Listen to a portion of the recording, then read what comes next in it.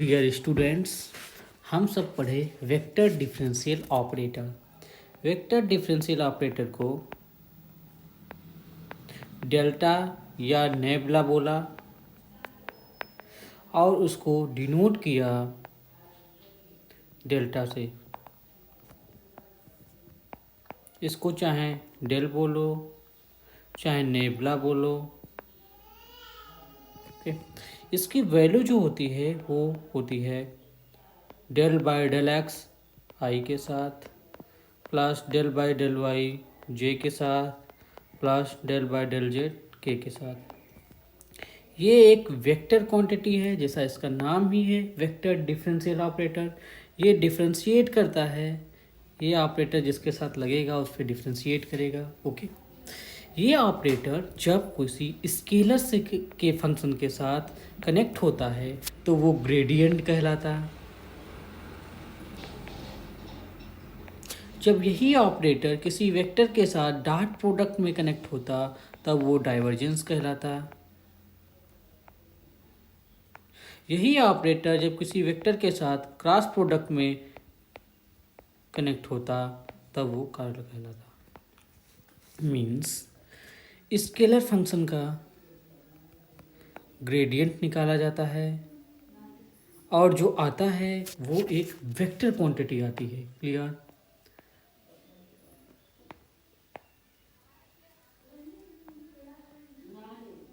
जब एक vector quantity का हम डाइवर्जेंस निकालते तब वो आता स्केलर।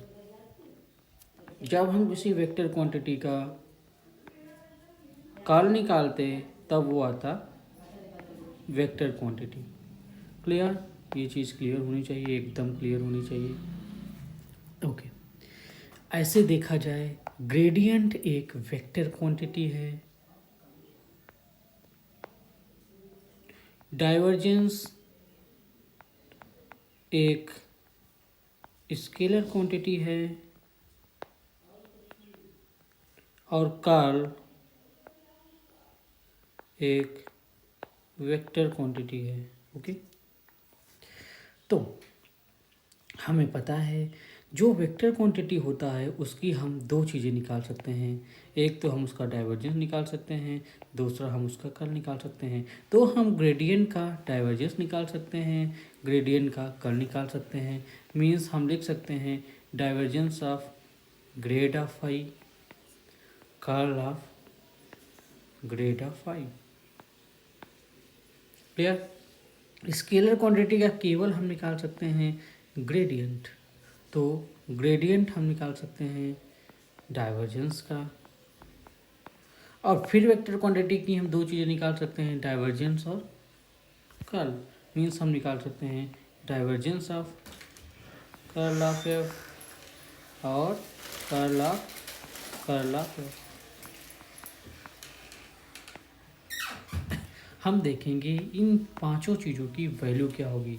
एक चीज़ याद रखेंगे, हमेशा हम सबसे पहले ग्रेडियंट बोलेंगे, फिर डाइवर्जेंस बोलेंगे, फिर कर्ल बोलेंगे।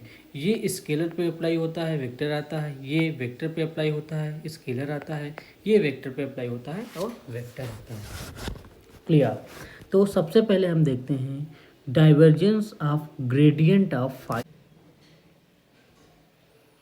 मान लेते हैं मेरे पास एक स्केलर पॉइंट फंक्शन है फाई बराबर एक्स बराबर सी, तो हम इसका ग्रेडियंट निकालते हैं। ग्रेड ऑफ फाई ये होगा del phi by del x i के साथ, del phi by del y j के साथ, plus del phi of del z के साथ। अब हम इसका डाइवर्जेंस लेंगे, divergence of grad of i. तब जब डाइवर्जेंस लेंगे तो आई वाले का एक बार और एक्स के रिस्पेक्ट में पार्शियल डेरिवेट हो जाएगा, प्लस जे वाले का एक और वाई के रिस्पेक्ट में पार्शियल डेरिवेट हो जाएगा, और के वाले का एक बार और जेड के रिस्पेक्ट में पार्शियल डेरिवेट हो जाएगा। और ये होता है ये चीज़ लाप्लासियन, पढ़ा है। तो divergence of gradient of phi बराबर होता है लाप्लासियन के, और लाप्लासियन को हम डेल्टा टू फाई भी कहते हैं। Clear clear. अब तो मैंने ये चीज़ निकाल ली, ये चीज़ बराबर i delta two phi means Laplacian के। अब हम निकालेंगे, क्योंकि ग्रेडियंट एक वेक्टर क्वांटिटी है तो हम उसका कर्ल निकालेंगे। Curl of grad of phi तो ग्रेड ऑफ फाई ये है, इसका जब हम कर्ल निकालेंगे तो हम लिखेंगे आई जे और k, del by del x, del by del y और डेल बाई डेल जेड। ये लिखेंगे del phi by del x, del phi by del y और del phi by del z. जब हम आई का कोफिशिएंट लिखेंगे यहाँ पे तो इसका इसके साथ होगा, इसका इसके साथ होगा और ये जीरो आ जाएगा। प्लस जे के साथ लिखेंगे तब भी जीरो आ जाएगा और के साथ लिखेंगे तब भी जीरो आ जाएगा, मतलब ये आएगा जीरो। मीन्स किसी ग्रेडियंट का अगर कर्ल निकालो तो वो हमेशा जीरो आएगा। क्लियर। तो ग्रेडियंट की दो चीज़ें हम निकाल लेते हैं, एक लाप्लासियन देता है, दूसरा जीरो देता है। इसका मतलब कोई वेक्टर है वो किसी का ग्रेडियंट है तो वो उसका कर्ल जीरो होगा, ऐसे समझते हैं। हम जानते हैं किसी वेक्टर का अगर कर्ल जीरो होता है तो ये वेक्टर कहलाता है इररोटेशनल। याद है, मीन्स कोई वेक्टर अगर ग्रेडियंट है किसी का तो कंफर्म है इररोटेशनल होगा। क्लियर, ये भी क्लियर है, एकदम क्लियर होना चाहिए।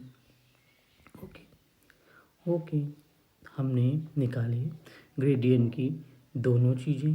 ग्रेडियंट का पहले मैंने डाइवर्जेंस निकाला, वो आया डेल्टा टू फाई के बराबर मीन्स लाप्लासियन के, और कर्ल निकाला वो आया जीरो के बराबर। क्लियर। अब हमारे पास है डाइवर्जेंस, क्योंकि डाइवर्जेंस एक स्केलर क्वांटिटी है तो हम उसका केवल ग्रेडियंट ही निकाल सकते हैं। ओके, तो हम किसी डाइवर्जेंस का ग्रेडियंट निकालेंगे और देखेंगे क्या आएगा। इसको निकालने से पहले हम कर्ल का देखते हैं। कर्ल की दो चीज़ें हम निकाल सकते हैं। कर्ल एक वेक्टर क्वांटिटी है तो हम इसका डाइवर्जेंस निकाल सकते हैं और इसका कर्ल निकाल सकते हैं। तो हम पहले डाइवर्जेंस ऑफ कर्ल निकालेंगे। तो इसकी वैल्यू डाइवर्जेंस क्या होता है, कर्ल ऑफ एफ क्या होता है, कर्ल ऑफ एफ निकालेंगे फिर उसके बाद डाइवर्जेंस निकालेंगे। तो कर्ल ऑफ एफ बराबर होता है, देखो i j k del by del x, del by del y और del by del z, F1 F2 और F3।